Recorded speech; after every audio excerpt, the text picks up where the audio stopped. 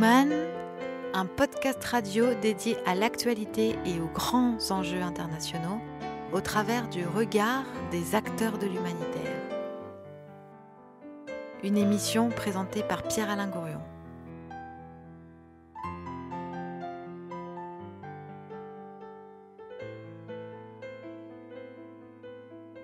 Rachid Lalou, bonjour. Bonjour. Voilà, merci Monsieur Lalou de l'ahlou, dit-on en arabe, correctement. Hein? Très bien. Et ça change de sens. Quand on dit l'ahlou, veut dire le sucré. Oui. Quand vous dites l'ahlou, ça ne veut rien dire. Mais quand vous prononcez comme il le faut en arabe l'ahlou, ça veut dire le sucré. Alors je vous demanderai tout à l'heure, mais pas tout de suite, est-ce que vous êtes un homme sucré? Mais je ne vous pose pas la question immédiatement. Là, il vous demande ceux qui travaillent avec moi, est-ce qu'ils le sont ou pas? D'accord. Voilà.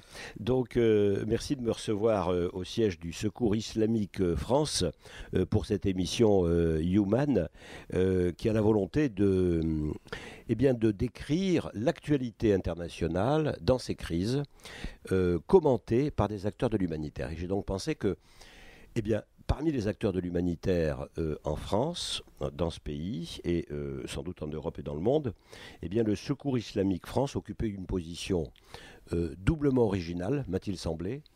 La première, c'est que vous avez une référence à l'islam, on va en parler bien sûr. Et la seconde, c'est que vous êtes aussi au centre d'un certain nombre d'autres organisations humanitaires que nous évoquerons. Mais auparavant, peut-être serait-il intéressant de vous demander d'entrée de jeu, comment vous, dans votre parcours personnel, je crois que vous êtes enseignant au départ, que vous êtes économiste, comment vous en êtes arrivé à développer cette organisation humanitaire islamique? Alors, je peux dire, même pas dans les rêves. Même pas dans mes rêves. Oui. J'avais rêvé de faire ça dans le parcours d'un jeune étudiant comme tout le monde. D'ailleurs, l'occasion vous sera donnée quand vous allez lire un petit peu quelques lignes que j'ai tracées, que je voulais faire beaucoup d'autres choses. Et moi, l'action humanitaire était synonyme de l'action caritative que j'ai vécu avec mes parents, mon père, etc., qui le faisaient naturellement dans un pays musulman où cette tradition de partage, j'imagine également dans le monde chrétien. Vous étiez d'où, vous? Alors, je suis, moi, de la ville de Fès au Maroc. Fès. Fès, tout à fait. Et je suis né là-bas, j'ai eu mon bac au Maroc, donc dans la vieille Médina de Fès, où j'ai vu le jour où j'avais vu beaucoup d'actions caritatives qui se font naturellement par les gens de la ville. C'était une tradition chez les gens. Pour citer un petit exemple, c'est-à-dire vous ne trouvez pas dans la ville de Fès quelqu'un qui a un bien, une boutique ou quelque chose, dont une partie n'est pas consacrée à une œuvre caritative. C'est ce qu'on appelle l'immobilisation du bien, le waqf. C'est une tradition. Et donc la personne avant son décès, il va donner une partie de sa boutique, de son magasin, de sa richesse, de son terrain pour une mission caritative, que ce soit humaine ou animale. Oui, c'est-à-dire que ça fait partie des règles de l'islam ou des règles traditionnelles de ces sociétés. Dans la culture musulmane, exactement. Voilà, dans la culture musulmane, que de partager un peu de ce que l'on a. Voilà. Dans la tradition musulmane, il y a ce qui relève de l'obligation. Oui. Puisque nous, ça relève du droit, le droit du pauvre dans l'argent du riche. C'est comme ça que parlent les textes. Le droit du pauvre dans l'argent du riche. C'est ce qui a donné ce qu'on appelle zakat, qui est un des 5 piliers de l'islam. Oui. Donc dans l'islam, c'est institutionnalisé la question d'apporter de l'aide à l'autre qui souffre. C'est pour avoir un équilibre sociétal. Donc le fait de donner la zakat, ça va avoir un équilibre. Et en même temps, ça pousse les gens à ne pas laisser dormir de l'argent. Parce que si on s'amuse à donner chaque année une partie de sa richesse comme zakat sans fructifier l'argent, ça va disparaître un jour ou un autre. Donc il y a deux objectifs. Le fait que dans la société, il y a une régulation de la richesse, une partie de la richesse, et en même temps, ça pousse les gens à fructifier l'argent pour pouvoir justement avoir plus d'argent et donner encore plus d'argent. Ah oui, il faut que je gagne de l'argent pour pouvoir donner. Si je n'ai pas d'argent, je ne vais pas donner. Pourquoi pas? Il y a un minima, c'est-à-dire que si... Vous savez bien, souvent les pauvres sont les plus généreux. Certainement. Mais pour pouvoir donner cette aumône obligatoire, Oui. il faut un minima de richesse. Oui. Ce minima, c'est l'équivalent de l'argent. Ah, dans les textes, vous voulez dire? Les théologiens, Oui. c'est eux qui ont mis en place les règles d'application de la zakat. Et cette application, elle donne quoi? Au-delà du minima qui est nécessaire pour la vie de l'être humain, du donateur. C'est-à-dire, on ne peut pas demander à quelqu'un d'enlever une partie alors qu'il n'a pas satisfait les besoins. Donc, on considère que ce minima arrive à satisfaire les besoins, et au-delà de ça, cette richesse, il faut qu'il partage une partie, le 1/10, une fois par an, il va la donner. Et 1/10 tout de même de la fortune. 1/10, oui, c'est bien. 1/10. Mais ça dépend si on fait du par commerce, an. ou on est si on fait du commerce, ou on est un salarié, Oui. c'est le surplus qui va rester. Donc c'est 1/10, vous êtes économiste. Oui. Donc c'est 1/10 du chiffre d'affaires ou 1/10 du résultat? Pardon de cette question. Oui. Mais, là aussi, il y a une grande divergence. Oui. C'est pour ça que il y a des gens qui disent que c'est sur le bénéfice. Oui.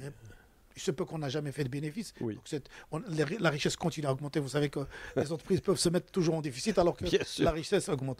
D'autres disent non, c'est sur la richesse, le 1/10 Oui. de cette richesse qui sera 1/100 plutôt que j'ai fait une erreur. Le 1/100 Ah, 1/100. 1/100 de la richesse Oui. qui va partir, Oui. 10%. Vous voyez, vous êtes naturellement généreux. Du centième, vous passez au 10e. Alors, Vous allez vous faire des ennemis chez les riches. Non, ce que je voulais dire par là, c'est que nous, comme politique du Secours islamique, on cette matière-là. C'est-à-dire qu'il y a des avis sur comment on peut sortir cet aumône-là, Oui. qui est très large. Il y a beaucoup d'écrits, beaucoup d'écoles. Nous, l'assiette la plus large est la plus intéressante, parce que c'est elle qui va profiter le plus aux pauvres. Nous choisissons l'assiette la plus rentable pour le pauvre. Voilà. Vous êtes Donc, dans votre rôle. on est dans notre rôle. Oui. Ce qui ne peut ne pas plaire forcément à un donateur récalcitrant. Oui. Mais généralement, celui qui nous donne, il le donne volontairement. Donc, il n'a aucun souci. Oui, parce que la notion de donateur récalcitrant est intéressante. Ça veut dire qu'il n'a pas trop envie de donner, mais il donne quand même. C'est comme la question des impôts. Vous savez, Oui, mais les impôts, on n'aime pas donner les impôts. c'est certain. Et on les donne quand même. On les donne quand même. Alors, dans la zakat, il y a des gens plus pieux que d'autres. Oui. La piété, vous savez, c'est une échelle. Oui. Pour eux, il veut s'approcher de Dieu Oui. par le fait de donner encore plus que ce qu'il lui demande. Oui. Ça, c'est la générosité débordante. Mais alors, question brutale. Est-ce qu'il n'y a pas une forme de chantage là? Du tout. La question, Pardon. non. Je vais vous dire. D'abord, Oui. la zakat, ça fait partie des. On peut être musulman ou pas musulman. Ça, c'est pas une obligation religieuse. C'est-à-dire qu'on n'est pas obligé de devenir musulman. Si on ne le veut pas, on est libre. C'est notre problème. Et vous acceptez des En dons des croyant, pas non-musulmans, croyant. évidemment. Bien sûr. Oui. Mais quand on est croyant, c'est comme quand on veut jouer, on fait Oui. du foot, on ne va pas faire sa règle à Oui. soi-même. Non. Il y a une règle qui est prédéfinie par la Ligue. Oui. Bah oui. Alors là, ça ne nous plaît pas. Toujours, il y a des joueurs qui sont en train de se disputer. Ils n'aiment pas. Oui. Ils connaissent peut-être même pas les règles. Oui. Mais, en fin de compte, l'arbitre les fait appliquer. Oui. Excusez-moi du parallèle, même si Non, mais je comprends, c'est oui. grotesque un petit peu. Oui. Mais Dieu a défini des règles, Oui. d'adhésion à cette religion. Oui. Si on veut les adopter, on rentre dans cette religion. On n'est pas. C'est à nous de faire ce qu'on veut après et puis de tirer les conséquences. C'est vraiment ce que je viens de dire. Donc, je suis musulman, j'accepte les règles du jeu de l'islam, de jeûner, de faire le pèlerinage, je fais des péchés, il me pardonne, etc. Il y a des gens qui le font d'une manière vaine. C'était depuis l'aube de l'islam. Hein. Il y avait toujours des récalcitrants. Tu sais, les riches, le riche, il est toujours très difficile à lui sortir de l'argent. Oui. Si ce n'était Oui. pas obligatoire, je suis sûr qu'il y aura moins de personnes qui vont donner zakat. Oui. C'est l'être humain, il est comme Oui, ça, oui. avec l'argent. Il est égoïste. Il est égoïste. Du fait que c'est une obligation. Pourquoi? On revient à la règle du départ. C'est pour avoir un certain équilibre dans la société.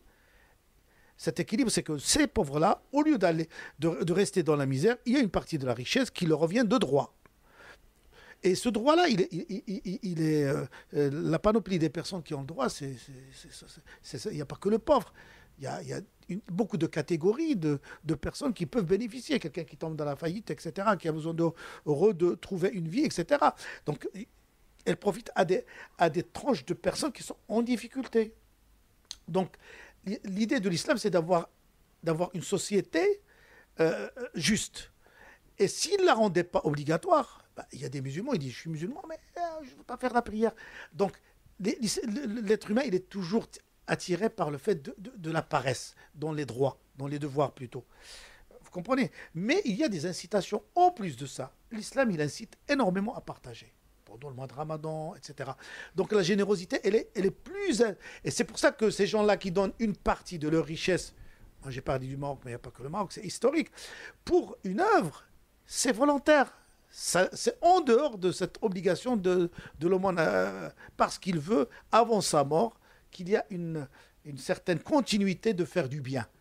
Reprenons le fil de... Et sur le pourcentage de zakat, je pense que je suis en train de faire des erreurs, mais c'est pas grave. C'est le pourcentage de la zakat. Hein. Ça s'appelle zakat, l'aumône obligatoire. Comment est-ce qu'on transcrit en français? Z-A-K-A-T. K-A-T, hein, la zakat. La zakat, c'est-à-dire l'obligation de l'aumône. C'est une aumône obligatoire. Une aumône obligatoire. Qu'on va sortir une fois par an sur une richesse supplémentaire pour un salarié dont il n'a pas besoin, qui est en dehors de ses besoins. Par analogie, dans les confessions juives ou chrétiennes... Sadakat, je pense, je ne connais pas le statut de la sadakat qui est chez les juifs, mais je pense eux-mêmes, ils doivent avoir quelque chose d'obligatoire. J'en sais rien, je suis vraiment incapable de vous dire. Mais en islam, j'imagine que ça doit être dans toute religion. Il a institutionnalisé ça d'une manière obligatoire. C'est institutionnalisé, oui. Et c'est un droit. Oui. Et c'est un droit, voilà, c'est un droit. Alors, le pauvre, qui devient un peu politique, là, voilà. Hein, le pauvre, un droit fondamental, en quelque sorte. C'est un petit peu la dignité du pauvre qui est respectée à ce moment-là. Parce que, généralement, le pauvre, il est toujours en train de supplier, et il y a cette main haute qui va lui mettre quelque chose. Non. Ce qui pousse l'islam, c'est qu'il dit, la main basse, elle est meilleure que la main haute. C'est-à-dire celle que... La main basse, c'est-à-dire... Qui reçoit. Celle qui reçoit. Oui. Non, un peu au contraire. Celui qui donne, c'est mieux que celui qui reçoit. Dites-le moi en arabe. La main qui donne, elle est meilleure que la main.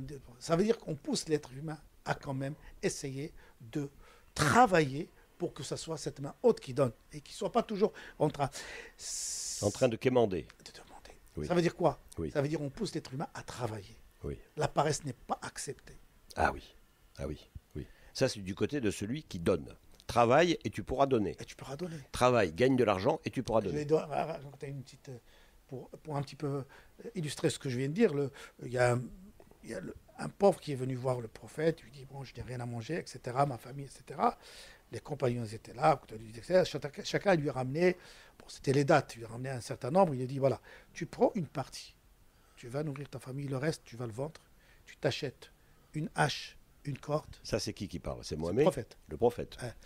Et tu deviendras bûcheron. Oui. Tu vends et tu fais nourrir ta famille. Voilà. C'est-à-dire qu'il lui dit, deviens entrepreneur. Exact. Le fameux proverbe également chinois qui illustre ça sur la question de la pêche. La pêche. Apprends à pêcher. Oui. Exactement. Mao Tse-tung. On est tous dans les mêmes... C'est la même culture. Pour dire c'est une culture humaine naturelle qui est redite par les prophètes pour rappeler à l'être humain qu'il n'est pas venu là pour s'endormir, mais pour bosser et prendre soin de sa famille et en même temps être généreux avec les autres, quelle que soit sa situation. C'est toute une culture que l'être humain oublie parfois, parce que on rentre dans des dimensions politiques, sociétales, etc.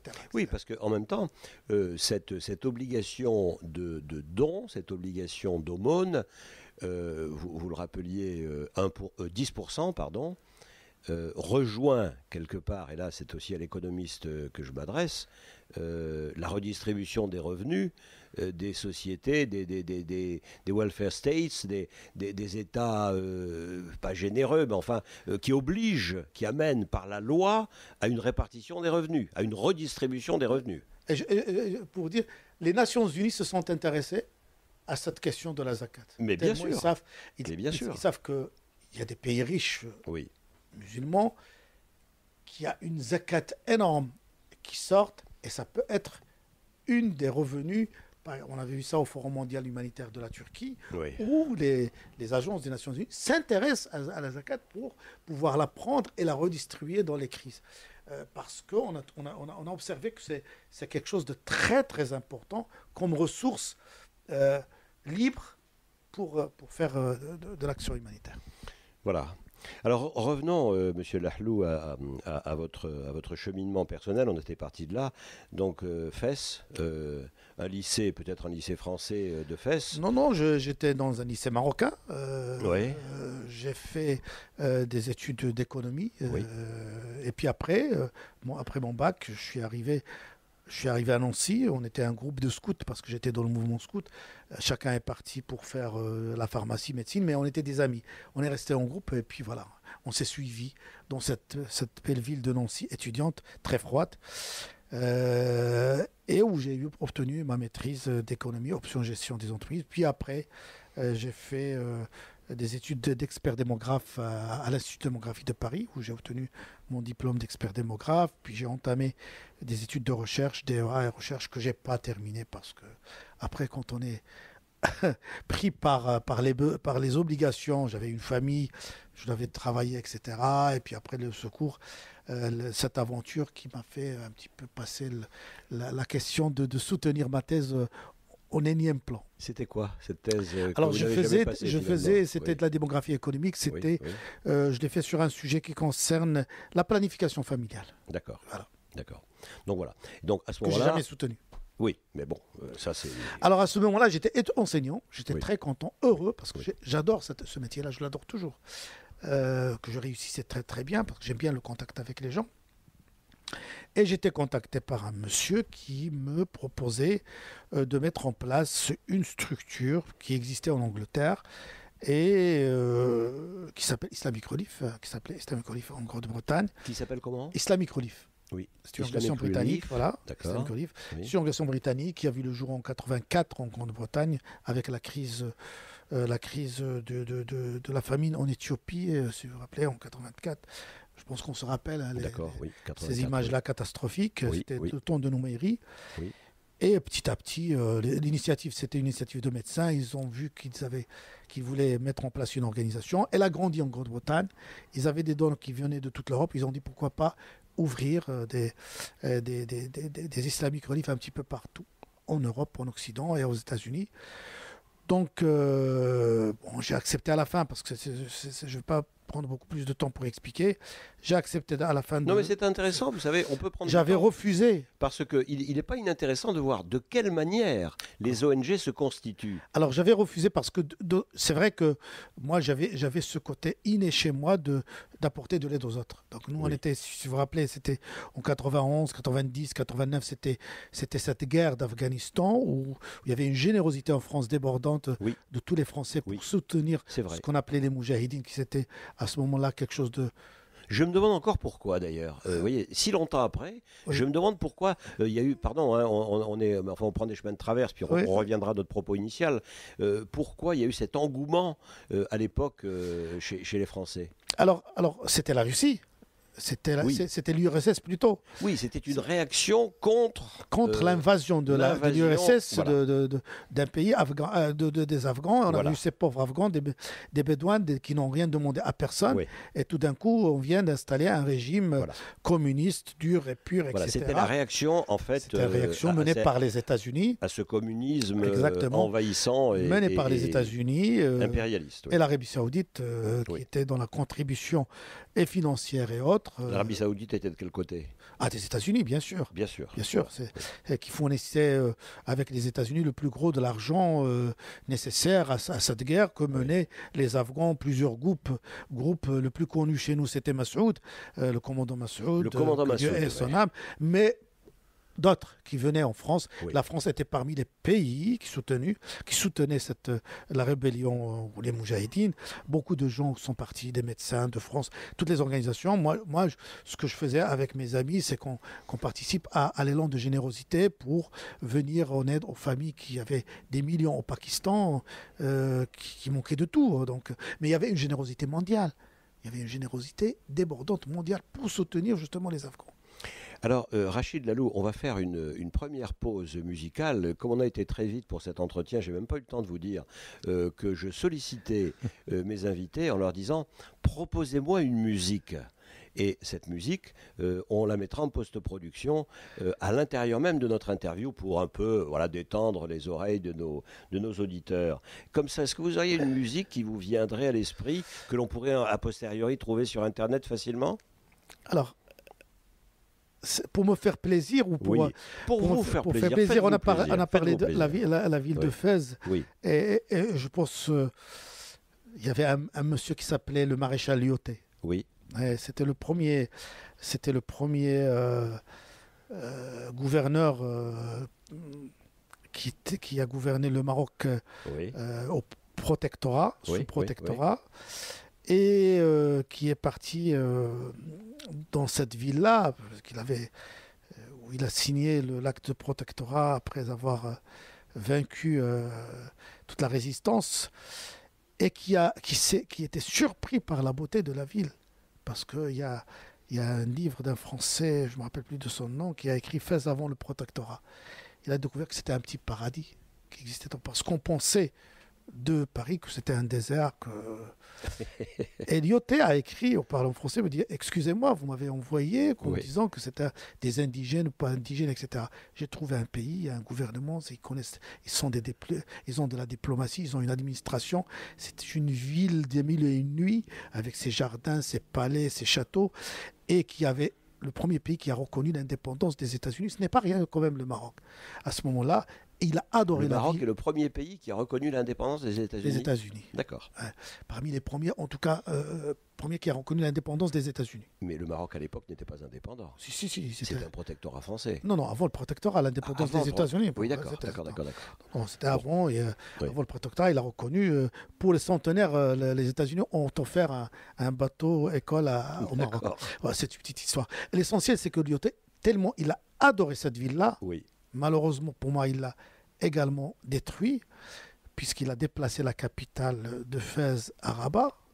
Donc elle va perdre petit à petit tout son rayonnement, et l'économie à Casablanca. Donc elle a perdu et son premier rôle économique et son premier rôle politique. Et il a construit une porte qui s'appelle Bab Jloud aujourd'hui. Bab Jloud, qui est une très belle porte. Et c'est Lyoté qui par amour, pour attester l'amour qu'il avait pour cette ville-là, qu'il avait adorée. Et alors notre musique? La musique andalouse, arabo-andalouse. Alors quelle musique andalouse? Un titre? Je vais vous proposer tout à l'heure un titre que vous pouvez mettre, que de la musique sans parole, peut-être pour un peu rappeler, quand même, quand je dis arabo-andalouse, la ville de Fès a accueilli tous les gens qui ont fui l'Andalousie, musulmans et juifs. Et moi, je suis d'origine andalouse. Voilà, on va se faire un petit espace de liberté, un petit espace musical. On était à l'aventure. À l'aventure. Le début d'aventure. Du secours islamique, oui. Donc moi, j'ai enseigné du marketing. Donc, après plusieurs essais, j'ai accepté de mener cette aventure en bénévolat la première année, puis après en tant que salarié. Et tout ce que j'ai utilisé, c'est mes connaissances personnelles, parce que je n'étais pas formé. Tous les gens qui ont fait de l'humanitaire au début, vous savez, de MSF à Triangle, c'était des gens qui ont appris sur le tas. C'était notre cœur, c'était notre engagement. Chez les fondateurs, oui. Chez les fondateurs. Oui. Engagement par rapport aux crises, par rapport à la misère, par rapport aux images qu'on regardait. Oui. Et on faisait ça vraiment d'une manière volontaire. Et c'était mon cas. Donc moi, je suis tombé dans la marmite comme Obélix à ma naissance, sans avoir été préparé, seulement en utilisant mon instinct et ma formation d'économiste et surtout de marketing pour faire la promotion. Vous savez, c'était le moment où les pays de l'Est tombaient un après l'autre, sortaient de ce qu'on appelait le monde communiste de l'URSS, et je voyais l'état des lieux de ces pays-là, l'Albanie, etc., où il n'y avait rien. C'est juste à côté de nous. Puis après, juste après le début, 91, où j'avais commencé en 91, décembre 91, 6 mois après, où la guerre dans les Balkans a éclaté. Vous imaginez, moi, je commençais à parler un petit peu comme ça, et tout d'un coup, une guerre juste à nos portes. Donc de l'ex-Yougoslavie qui explose. On est dans les années 92. On est en 92, l'été 92. Voilà, l'été 92. Avant l'été 92 en Croatie et en 92 en Bosnie. Oui. Et à ce moment-là, on est monté en puissance et je me suis retrouvé en train de faire la promotion de l'aide à ces populations qui manquaient de tout, de faire un voyage sur place pour voir ce qui se passe. Et on était submergés par les dons en nature qu'on ne savait même pas. Les gens nous prêtaient des dépôts, etc., de l'argent qui arrivait en masse, alors que le début, il était normal, naturel, difficile, parce les gens ne connaissaient pas cette organisation. Donc, on a grandi avec la guerre, malheureusement. On a grandi avec cette guerre atroce qu'on a connue à nos portes, etc. Voilà. Voilà. Et donc, vous croissez à ce moment-là dans la guerre, mais comme d'autres organisations aussi, parce que c'est un peu... Mais c'est pas commencé dans la guerre. Donc, exactement. Voilà. Comment est-ce que ça aurait pu se développer s'il n'y avait pas eu ces situations de crise et de guerre? Vous jouez ce rôle. Et en même temps, vous avez, vous, des connaissances préalables qui sont des connaissances d'économistes et de marketing, et donc investi de cette mission de développer une organisation non gouvernementale de type islamique, mais peu importe, vous utilisez vos recettes, en quelque sorte, votre savoir-faire de marketing. Tout à fait. Concrètement, ça s'est présenté comment ça? Vous savez, comment c'est présenté bon, après, de toute façon, les statuts, tout ça, j'en parle pas, mais dès le départ, je mettais en place une campagne marketing pour sensibiliser. Donc ça, c'est mes connaissances marketing, de faire un mailing, de faire une campagne de communication, tout ça, je le maîtrisais. Et puis de gérer. Oui. On était, je dirais, une personne et demie. On était 2 personnes à mi-temps et moi, etc. Donc c'est de la gestion. Donc mes connaissances de gestionnaire, je faisais tout. Le marketing, la gestion, les finances, etc. Mais rapidement, l'organisation a commencé à grandir. Donc commençait à avoir l'embryon d'une petite association de quartier avec des gens qui faisaient de la saisie, d'autres qui faisaient des dépliants, d'autres qui faisaient de l'accueil. Moi, je faisais le tour de l'Hexagone pour sensibiliser.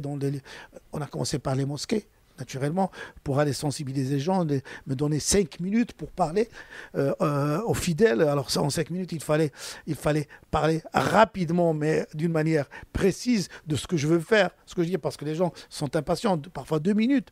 Et en 2 minutes, je dois vraiment enchaîner rapidement un message. Et ça, je l'ai appris, c'est-à-dire que le message doit être clair, court, etc. Donc c'est mes connaissances qui ont permis, et mon visage s'est vu un petit peu comme ça. Cela a suscité, je dirais, l'intérêt des donateurs, l'intérêt de beaucoup de choses, mais également des points d'interrogation. C'est quoi ce truc-là? Musulmans, etc. On était dans les événements d'Algérie dramatiques. 91, c'était quelque chose de... On est né dans 91, il y avait déjà le Front islamique du salut, c'est ça? Exact. Hein? Donc est né... la guerre civile en Algérie. Exactement. Oui. On est né, je dirais, dans une...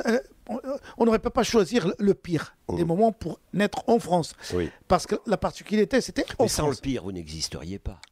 Certainement. Moi, je pense que, vous savez, c'est... vous savez comme vous voulez. Voilà, donc, tu sais, c'est quand on traverse une maladie, une épreuve, etc., et on sort de cette épreuve-là, normalement, on sort plus aguerri, plus fort.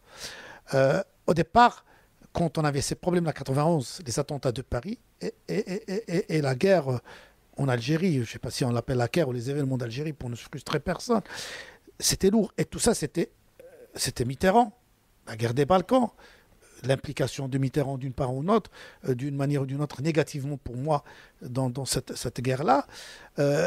L'essentiel, c'était pas facile.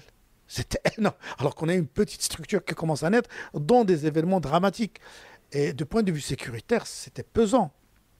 C'est-à-dire écoute, on nous soupçonnait de tout. Ah oui. Au départ, tout ça, soupçon, les journalistes qui écrivaient et puis qui faisaient l'amalgame entre notre organisation et Islamic Relief saoudienne, parce qu'elle s'appelle Islamic Relief Organisation Internationale, l'IRO.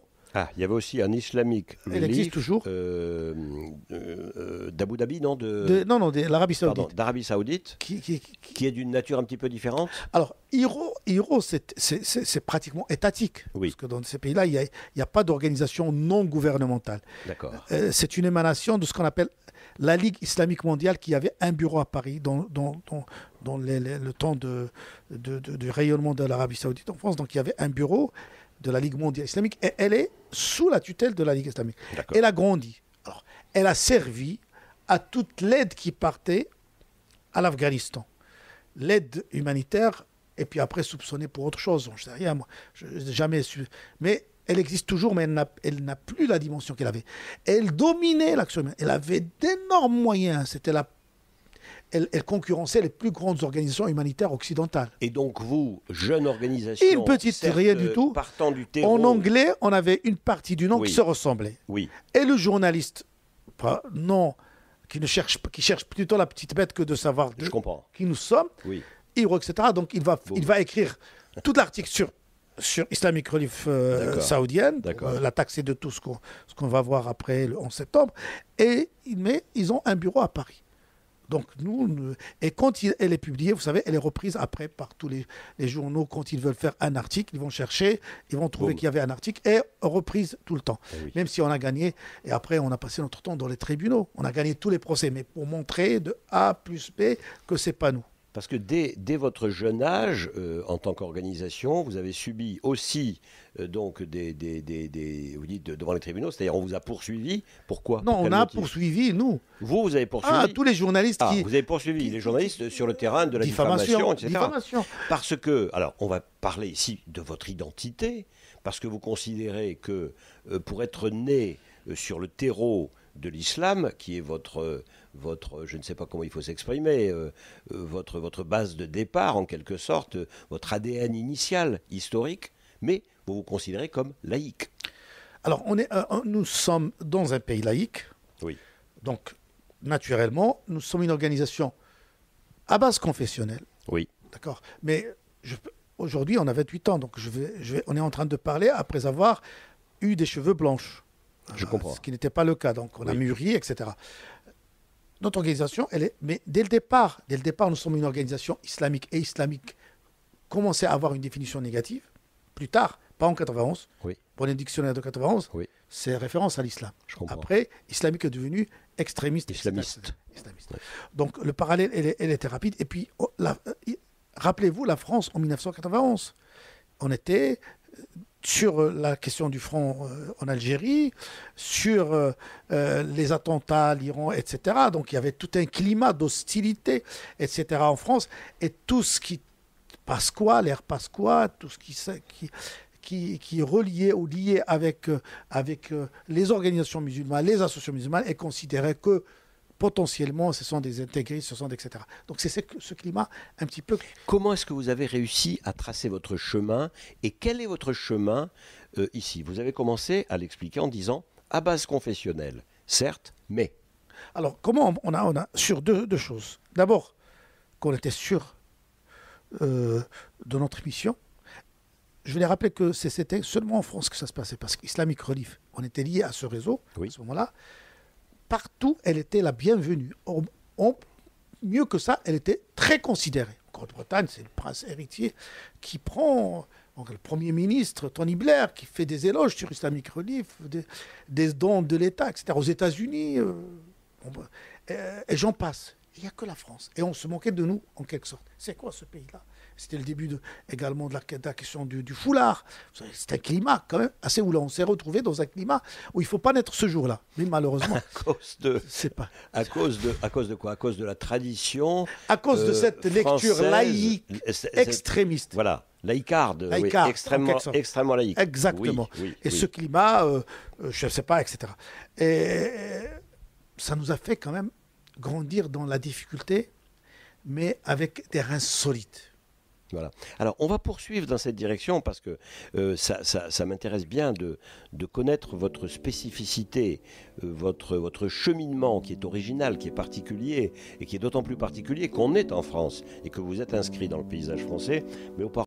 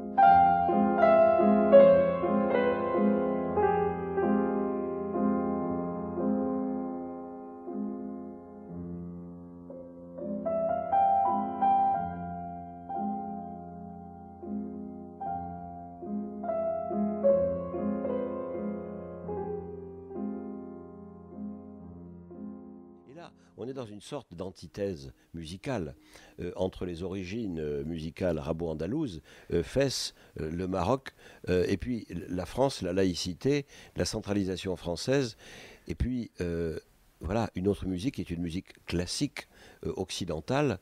Donc ça marque bien quelque part, de manière sonore, le grand écart que vous faites en vous inscrivant dans un contexte franco-français, occidental, mais en récupérant une base confessionnelle. On en était là. Donc, votre organisation, le Secours islamique France, lui, part d'une base confessionnelle.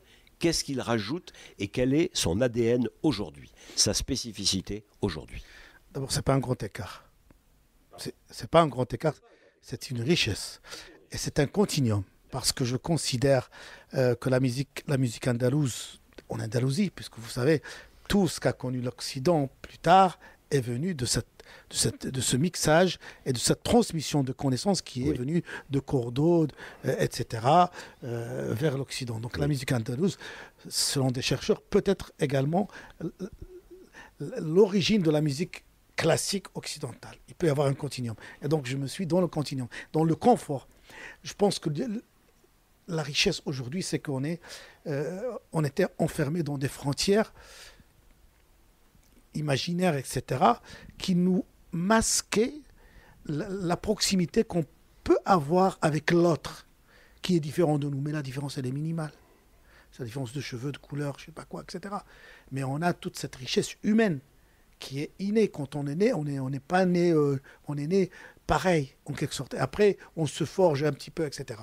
Moi, je pense que j'avais la chance d'être né dans un pays très ouvert.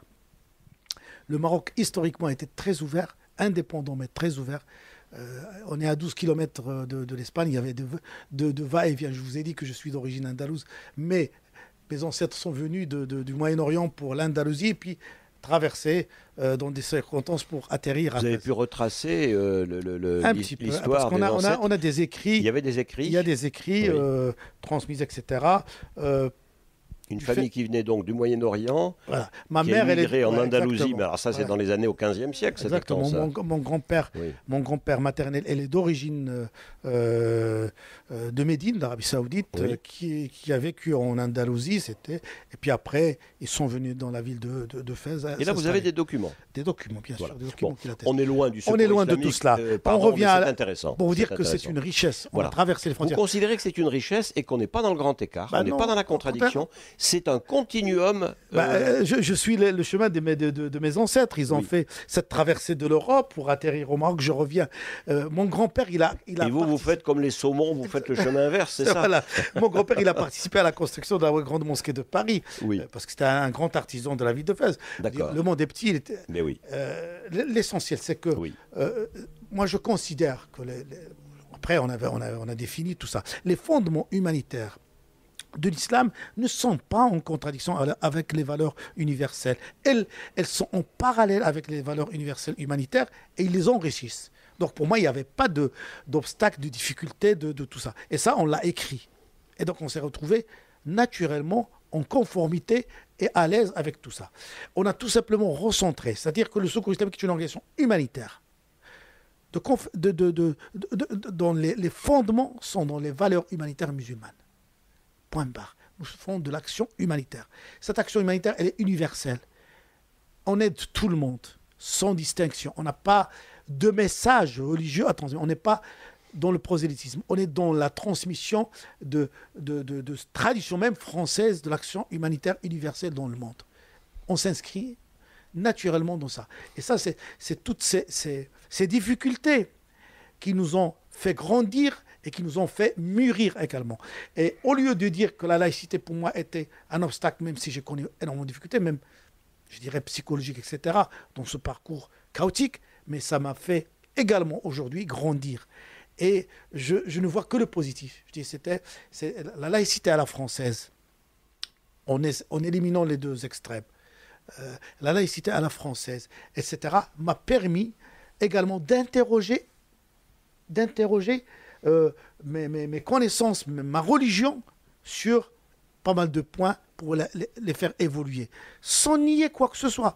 Elle vous a peut-être permis même de creuser cet investissement religieux personnel. Tout à fait, tout à fait. C'est-à-dire que ça m'a permis... C'était presque une obligation professionnelle d'une certaine manière. J'ai déconstruit tous les trucs que je pensais des vérités absolues, oui. et qui faisaient dresser des murs imaginaires pour revenir... Lesquels, par exemple? À l'autre, toujours la définition de l'autre. C'est qui l'autre? Oui. Moi, je suis musulman, et l'autre? Oui. C'est un être humain. Oui. Comme moi, oui. où j'ai beaucoup de liens avec lui, et que nos différends ne peuvent pas être un obstacle pour qu'on vive ensemble, le bon vivre ensemble. Et ça, c'est merveilleux. Alors qu'avant, comme on sait que nous sommes le bien et les autres sont des mal, c'est toute la définition des ultras, je sais pas, renfermés sur eux-mêmes dans une bulle et qui ne regardent pas autour d'eux. J'ai découvert des gens formidables. Et la famille humanitaire, je lui dois beaucoup de choses. Je lui dois beaucoup de choses. Oui, cette famille humanitaire dans laquelle nous, Human, nous nous inscrivons, nous considérons d'ailleurs que nous en faisons partie d'une certaine manière, en développant cet agora sonore, ce lieu où on peut déjà échanger entre organisations humanitaires de manière croisée. Alors concrètement, pour revenir au Secours Islamique France, que vous développez depuis maintenant plus de 20 ans. 27 ans. 27 ans. Donc c'est une vie déjà. Exactement. C'est déjà une vie. Oui. Concrètement, vous êtes dans quel pays aujourd'hui? Alors nous sommes, vous savez, dans notre cheminement, nous avons traversé un petit peu les frontières, puisque vous savez, il y a l'action humanitaire d'urgence, puis après le post-urgence, et puis après il y a le développement. Alors avant, on avait cette frontière, il y a des développeurs et des urgentistes. Mais entre les deux, il n'y avait rien. C'est-à-dire que les urgentistes replient bagages et repartent après avoir fait. Et puis les développeurs ne sont pas installés forcément dans ce pays-là, puisque généralement les développeurs ils travaillent dans les pays pauvres, etc., dans une situation de misère. Et nous avons milité pour qu'il y ait ce continuum URD, urgence, post-urgence et développement. Et aujourd'hui, on a plus que gagner, puisqu'on a des fonds également pour cette phase intermédiaire. Et les urgentistes ne sont pas forcés de partir juste après l'urgence, ils peuvent rester. Nous, au-delà de ça, on a développé également des projets de développement. Donc on a un département de développement. Le Secours Islamique, il est constitué de la colonne vertébrale qui sont les projets. Ces projets sont en France également, puisqu'on a du Social France, un département dédié. On a du développement, on fait du développement, et bien sûr l'âme de l'organisation qui sont les urgences. Dans les urgences, aujourd'hui, on est installé pratiquement dans tous ces pays-là qui sont dans l'urgence. Je ne parle pas des urgences oubliées. Les grands lieux d'installation. Parce qu'il y a des urgences oubliées, on n'en parle pas. Oui. On a cité l'Afghanistan. Oui. Tout à l'heure, c'est une urgence oubliée, puisqu'elle est toujours en urgence. Hein. Mais on parle maintenant du Moyen-Orient, parce qu'il y a malheureusement... Aujourd'hui, des fois, alors on est en Syrie. Les grands lieux. Oui. On est en Syrie, on est en Irak, on est en Jordanie, on est au Liban. C'est toute cette problématique de la guerre en Syrie. On est en Cisjordanie, on est à Gaza. Ça, c'est pour le Moyen-Orient. On est en Bangladesh pour cette crise Rohingyas qui est toujours en cours. Les Rohingyas, vous êtes là-bas aussi. Oui, on est à Haïti, on est dans cette crise qui continue de la Somalie avec le Kenya des réfugiés. On est au Mali pour justement cette urgence-là. Mais on est dans des pays où on ne fait que du développement, type le Tchad. Le Mali, on fait les deux, des urgences et développement, mais maintenant qu'on fait plus. Le développement par rapport à l'urgence représente en pourcentage par rapport à votre budget. Votre budget, il est de combien globalement? Alors, le budget pour l'année, ordre de grandeur, oui. À peu près 50 millions. 50 millions d'euros, oui. D'accord. Oui. Alors, l'urgence représente pratiquement 50% D'accord. Actuellement. Donc urgence 50%. Je n'ai pas les chiffres. Non, mais globalement. Mais oui, vous le trouvez dans notre bilan. Et 50% donc à la fois sur la post-urgence et le développement. Exactement. Y compris dans ce développement du Social France. Alors Social France, c'est 10% de notre budget. 10% du budget. C'est important ça, le Social France? Tout à fait, parce qu'on ne peut pas être insensible à la misère qui frappe nos concitoyens français. Et la misère, elle augmente d'année en année. Oui. Vous le savez, elle n'est pas liée à la richesse du pays. Oui. Parce que quelqu'un qui vit dans un désert, dont les besoins sont de 10 euros, s'il a les 10 euros, il est heureux. Oui. Mais dans un pays, en France, tu as le SMIC, tu n'es pas heureux. Parce que ça ne couvre pas les besoins. Oui. Donc, il faut toujours garder cette échelle dans un... C'est pas dire, mais la France, les gens, ils ont des droits, ils ont des minima, ils ont tout ça. Mais est-ce que les minima permettent à un être humain en France de vivre dignement, de satisfaire ses besoins, ceux des enfants? Non. Donc, il est dans la misère. Il est dans le besoin. Et donc, il est impensable pour une organisation comme la nôtre de ne pas participer à l'élan de générosité. Et puis, c'est une excellente image. Nous développons avec d'autres organisations le bon vivre. On a besoin de ces messages, même s'ils sont symboliques. On déborde parfois sur la mission de l'organisation. Depuis le début, on avait parlé de beaucoup de choses qui ne rentrent pas dans la mission. Si vous étiez devant Triangle, vous n'allez pas évoquer la question de la religion, de l'islam, je ne sais pas quoi. Avec Triangle, je ne vais pas évoquer la religion. Alors que... Encore que, il m'arrive de penser que, vous savez, mes interlocuteurs franco-français d'origine chrétienne sont un peu comme des curés. Oui. Ça m'est arrivé, je ne l'ai pas dit. Je le sais, mais même avec les chrétiens, oui. Et ça on le conçoit, c'est une réalité. L'islam c'est le dernier invité de la République. Et encore, oui. Dernier invité parce que les musulmans sont passés par le sud de la France il y a 14 siècles. Hein. Oui. Hein, ils ont laissé des traces dans l'architecture, dans pas mal de choses. Pas seulement les guerres, parce qu'on évoque toujours les guerres, que les mauvaises choses. Non, il y avait des empreintes de bonnes choses également. Mais en parlant de derniers invités récemment dans la République, et c'est pour cette raison qu'on a besoin parfois de les connaître ou de s'expliquer. D'où cette questionnement qu'on ne peut pas avoir avec l'organisation catholique puisqu'on est chez nous, en quelque sorte. Parenthèse entre guillemets. Les gens connaissent la tradition chrétienne, ils ne se posent pas pourquoi le secours catholique existe. Non, mais ils se posent la question pourquoi le secours islamique existe. Surtout avec un environnement aujourd'hui aussi désastreux que sur le plan de communication sur l'islam. Voilà. Oui, vous dites environnement désastreux sur le terrain de la communication, mais avant on va faire une autre pause musicale, on va revenir à ce terrain désastreux et à votre rôle dans la réalité internationale. Voilà, Rachid Lahlou, vous êtes le fondateur, vous êtes le gérant, le directeur exécutif, vous êtes toujours exécutif. Je suis le président. Non, je suis plus dans l'opérationnel depuis maintenant pratiquement 10 ans. Ah oui, il y a 10 ans, vous n'êtes plus dans l'opérationnel. D'accord. J'ai abandonné ça. Oui. Mais vous circulez, vous voyagez, vous y allez quand même sur le terrain. Bien sûr, non, je suis habité par le terrain. Oui. C'est là où c'est l'antidépresseur pour les humanitaires, c'est d'aller ben oui, elle a du sens quand on va vers les gens qui nous ont permis justement d'exister. Parce que si les ONG existent, c'est grâce à ces gens qui sont dans la difficulté. Et ils n'ont absolument pas besoin de nous remercier. Au contraire, moi je ne les remercierai pas assez. Parce qu'ils ont donné un sens à notre vie. Ils ont changé notre vie également. Mes amis qui sont médecins qui n'ont jamais pratiqué, ou je sais pas quoi, ingénieurs qui n'ont jamais fait leur ingénierie, et comme moi, etc. Quand même, ces gens-là, ils ont donné un sens. Parce que pour abandonner son métier d'être anesthésiste ou chirurgien, où on peut gagner énormément d'argent et se verser dans l'action humanitaire, il faut le faire. Et donc, ça veut dire que ces gens-là, ils ont eu cette grandeur de capacité pour nous faire changer le sens de notre vie. Est-ce que ces humanitaires, c'est vous qui me conduisez naturellement à cette question, sont en quelque sorte ceux qui donneraient un sens à la vie contemporaine dans une société qui, quelque part, en manquerait? Parce qu'elle a perdu de ses valeurs reliées précisément aux grandes religions monothéistes, mais aussi à des traditions, on va dire tout simplement humanistes. Certainement, je pense que ça, c'est le rôle des politiques et des communicants. Oui. Parce qu'ils ont éloigné un petit peu les gens dans un repli dangereux sur soi, alors que dans la consommation, dans l'individualisme. Ne pas voir. C'est-à-dire quand on parle des immigrés, comme on parle de choses, c'est extrêmement grave. Alors que moi j'ai dit à un de mes interlocuteurs qui était en face de moi, je dis, écoute, pour que tu puisses parler des réfugiés, il faut faire la traversée dans leur barque. Traverse la Méditerranée avec un bébé sur le doigt. Et là, tu pourras parler. Et là, tu pourras parler.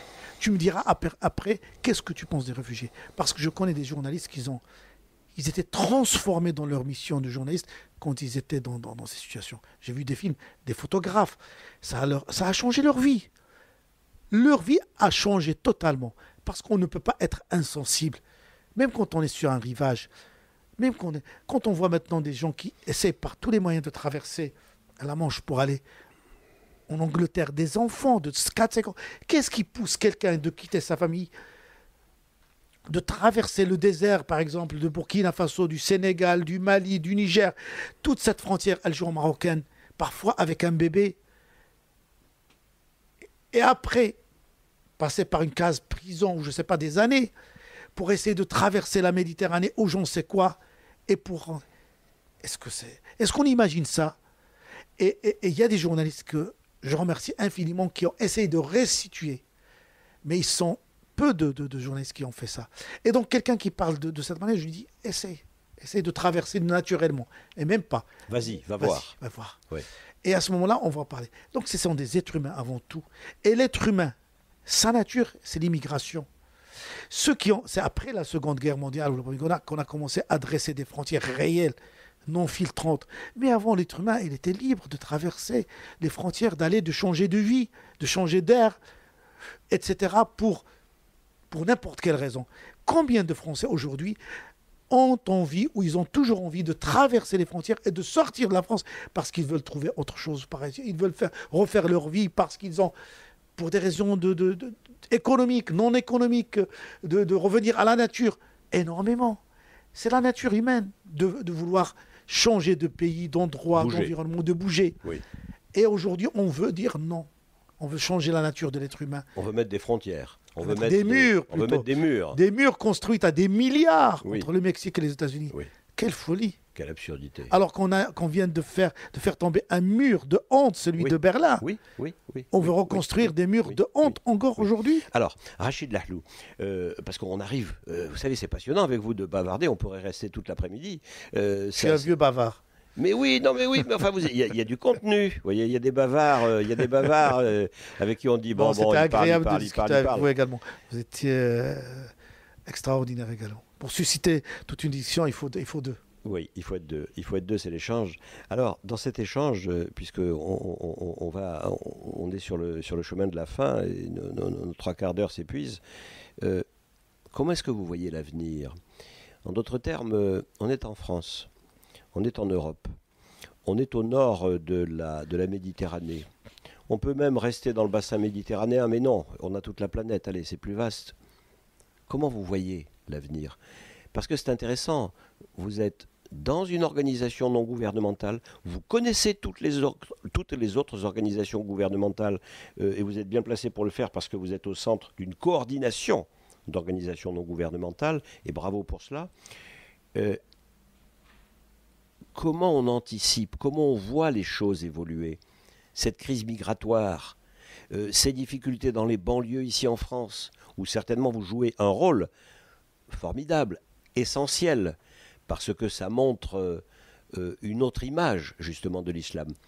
Allez, quelques mots pour nous faire respirer un peu, pour nous donner un peu d'envie, un peu d'espoir. Avant de respirer, je vais faire de l'hypnose quand même. Ouais. Je vais faire le sous-marin. Ouais. Parce que le côté réel, terre à terre, ce qu'on observe, c'est mon côté pessimiste. C'est-à-dire que c'est dangereux ce qu'on est en train de voir. La montée du repliement, pour ne pas dire des extrêmes de tout genre. Parce que l'extrémisme, le populisme, il est lié justement à cette dangerosité de se renfermer sur soi, quelle que soit sa nature. Je ne veux stigmatiser personne, droite, gauche, religieuse, non religieuse.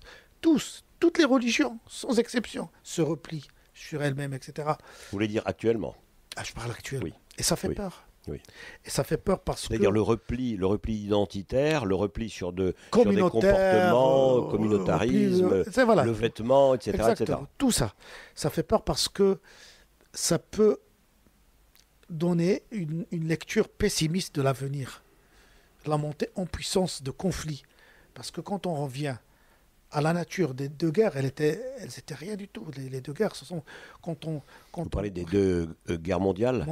Oui. Quand on réfléchit même à la guerre de la Bosnie, qui a démarré d'une thèse bête et stupide d'une nation contre une nation, c'est-à-dire les Serbes contre les M musulmans ou les Croates qui sont catholiques, etc. Ou je ne sais pas quoi. Donc, ces thèses-là, elles sont toujours omniprésentes. Hitler, il est arrivé, comme j'ai dit, à un interlocuteur démocratiquement. Donc le regard sur le monde, il est plutôt pessimiste. Mais mon compte est croyant. Oui. Mon compte est croyant me réconforte dans l'optimisme. Oui. Parce que je pense que la raison, j'espère, je le souhaite et je crois, elle prendra le dessus sur la bêtise. Oui, mais dites, Rachid Lalou, tout le monde ne peut pas être musulman. Non, je dis en tant que croyant. Oui, mais tout le monde ne peut pas être croyant. À la raison humaine. Et pour les non-croyants? La raison. Il y a la raison. Alors il y a la raison. Oui. Parce que autour de nous, il y a des humanistes qui se battent au quotidien partout dans le monde pour le bon vivre ensemble, des catholiques, des juifs, des musulmans, des non-croyants qui se battent au quotidien pour faire barrage justement à cette montée en puissance des extrêmes. Donc il faut garder l'espoir. Et ça, c'est mon côté espoir. C'est que je pense que la raison va prendre le dessus sur la bêtise. Si vous aviez un mot à dire à des jeunes, vous leur diriez quoi là? Engagez-vous. Ouais. Travaillez, engagez-vous. Ouais. Et montrez et soyez productifs. Oui. Arrêtez de râler. Ne regardez pas le rétroviseur. Ça ne sert à rien. Vous allez faire un accident. Oui. Si vous continuez à regarder dans le rétroviseur, vous allez rentrer dans le mur. Mais regardez sur l'avenir qui est très beau. Regardez le paysage qui est en face de vous et vous allez avancer. Je pense qu'on a besoin de faire un deuil d'une histoire qu'on ne connaît pas. Parce que revenir sur des événements histoires qui étaient écrits à droite ou à gauche ne va pas arranger les choses. Les jeunes, ils ont besoin aujourd'hui de construire avec tout le monde. On a une chance inouïe. Moi, je préfère aujourd'hui vivre dans un pays multi-religieux, multiculturel, parce que cette rencontre, elle est enrichissante. On n'a pas beaucoup de différences, mais on peut vivre agréablement ensemble. C'est comme un jardin. Un jardin n'est beau que quand il y a des fleurs de différentes couleurs et de différentes odeurs. Merci, Rachid Lalou. Je vous remercie infiniment et bonne continuation.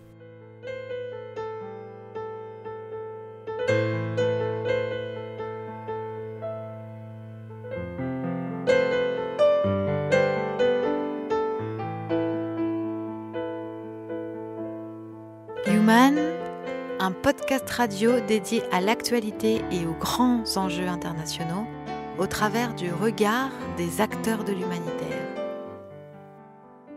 Une émission présentée par Pierre-Alain Gourion.